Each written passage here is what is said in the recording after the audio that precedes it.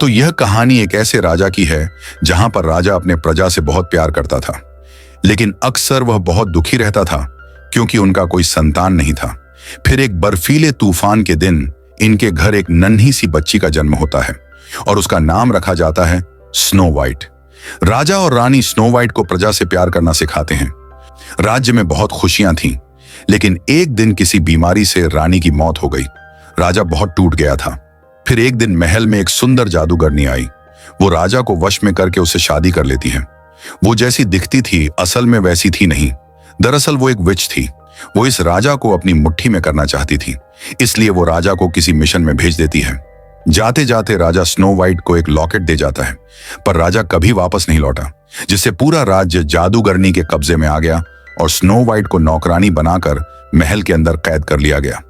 जादूगरनी के पास एक ऐसा मिरर था जो उसकी ताकत को कायम रखता था। वो जादुई मिरर उसे दुनिया का सबसे सुंदर कहता था, पर जब तक वो मिरर रानी को दुनिया का सुंदर बता रहा था, स्नो वाइट रानी से सुरक्षित थी। ऐसे ही कुछ साल बीत जाते हैं। अब स्नो वाइट बहुत बड़ी हो चुकी थी।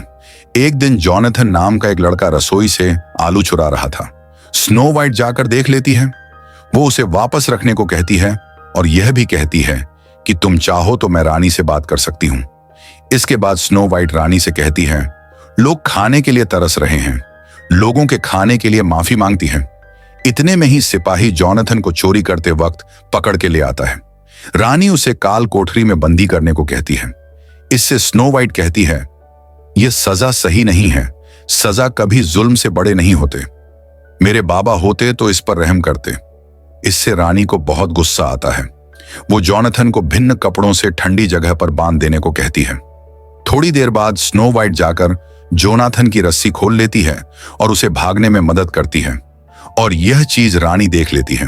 फिर वो जाकर उस जादुई आईने से पूछती है, कौन है सबसे सुंदर?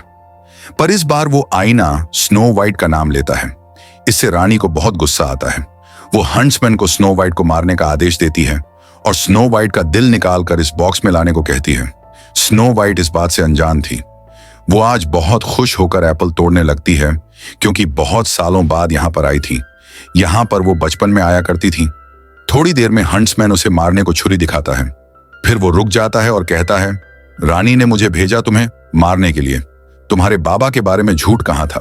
तुम यहां से भाग जाओ, इससे पहले कि मैं अपना इरादा बदल दूं। फिर वो भागते हुए जंगल के अंदर जाती है। जहां पर हल्की सी रोशनी थी, वहां बहुत सारे जानवर स्नो वाइट के पास आते हैं। वो लोग उसे एक घर के अंदर ले जाते हैं।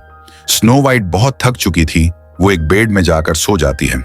दरअसल यह घर बौनों का था। अब ये लोग जमीन के अंदर हीरे जवाहरात की खुदाई करने का काम करते थे।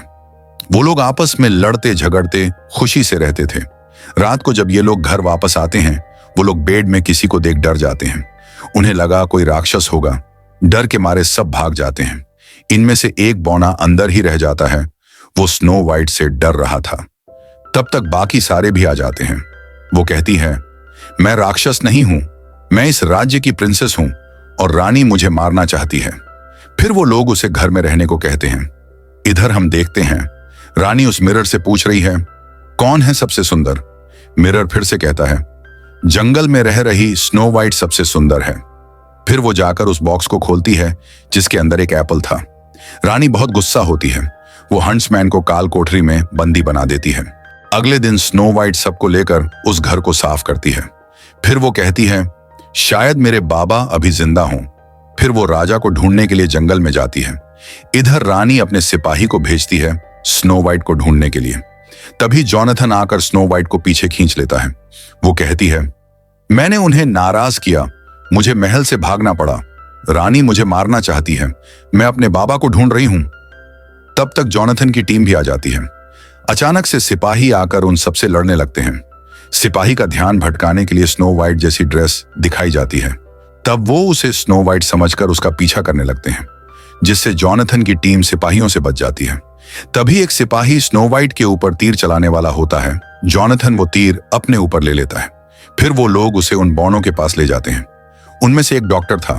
वो कहता है, मैं तो पत्थरों का डॉक्टर हूं। फिर भी वो कैसे भी करके उसका इलाज करता है, क्योंकि ये लोग बहुत सालों से जिंदा थे और उनके अंदर जादुई शक्ति थी। कुछ ही देर में जॉनथन ठीक होकर बाहर आता है। सब हैरान हो जाते हैं क्योंकि दवाई काम कर गई। फिर सब खुशी से नाचने लगते हैं। अब स्नो वाइट और जॉनथन एक दूसरे को पसंद करने लगे थे। थोड़ी देर बाद पता चलता है कि रानी के सिपाही स्नो वाइट को मारने के लिए ढूंढ रहे हैं। उन्हें मारने के लिए जॉनथन जाता है। उससे पहले स्नो वाइट उसे अपना लॉकेट देती है, मगर वो लोग जॉनथन को पकड़कर रानी के पास ले आते हैं। रानी की नजर उस लॉकेट पर पड़ती है। वो समझ जाती है कि वो और जॉनथन एक दूसरे से प्यार करते हैं। वो उस लॉकेट को ले लेती है और जॉनथन को काल कोठरी में बंदी बना देती है। वहां पर वो हंट्समैन भी था। फिर रानी एक एप्पल के अंदर झर भर देती है। जादू तब टूटेगा जब सच्चा प्यार किस करेगा। रानी अपना रूप बदलकर स्नो वाइट के पास आती है। वो कहती है, मैं एक पैगाम लाई हूं। रानी ने जॉनथन को पकड़ लिया और वह उसका लॉकेट दिखाती है, जिससे स्नो वाइट उसकी बातों पर भरोसा कर लेती है।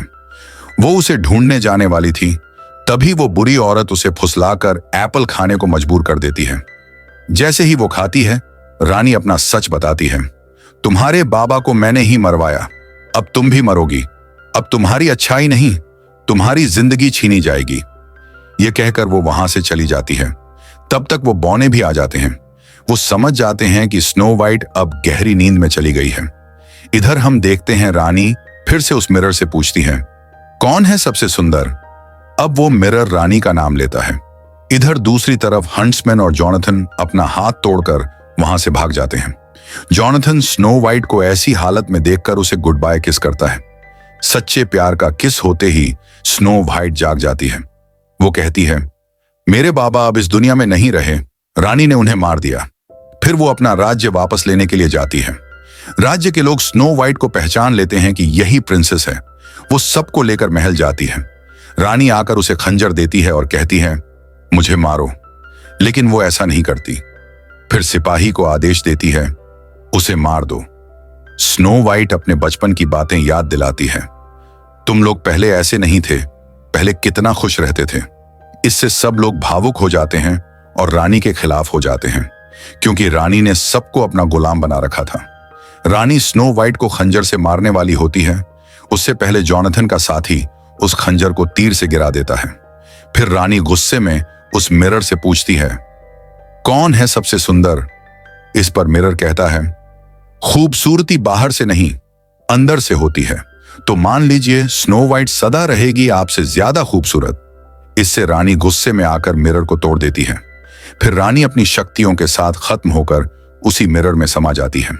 इसके बाद हम देखते हैं कि पहले की तरह राज्य में खुशियां वापस आ गईं। सब एक साथ रहने लगे। इसी को दिखाते हुए इस मूवी का एंड हो जाता है।